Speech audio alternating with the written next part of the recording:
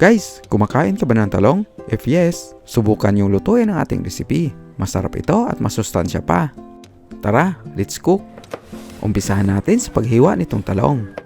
Hiwain lang natin ang maliit na piraso at pagkatapos ay ilagay sa mangkok. Lagyan natin ang tamang dami ng salt at ground black pepper to taste at pagkatapos ay atin itong haluin. Lagyan rin natin ang corn flour. Haluin lang natin ito ulit hanggang mag-combine at pagkatapos ay hayaan lang natin ito mag-sit few minutes. Hiwain lang natin ang bawang ng maliliit na piraso at i-slice itong sibuyas. Maglagay lang tayo ng konting mantika pang-gisa dito sa kawali. Unahin natin igisa ang sibuyas. Igisa lang natin ito ng ilang segundo or hanggang malambot na. Ilagay natin ang hiniwang bawang at ipagpatuloy natin ang pag-gisa nito ng ilang sandali. Ilagay na natin ang hiniwang talong. Haluin lang natin para pantay-pantay ito maluto at mag-isa dito kasama sa ating aromatics.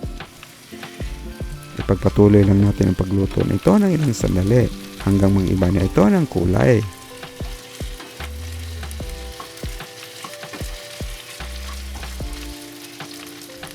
Lagyan natin ng soy sauce at oyster sauce. Haluin natin ito ulit hanggang ma-distribute ng maayos ang ating pampalasa. Maglagay tayo ng konting cooking wine for aroma and taste. Maglagay rin tayo ng chili flakes for spicy taste. Haluin lang natin ito ulit para pantay-pantay ang pagkaluto ng talong. About to cook na ang ating niluto kaya ilagay na natin ang dahon ng parsley.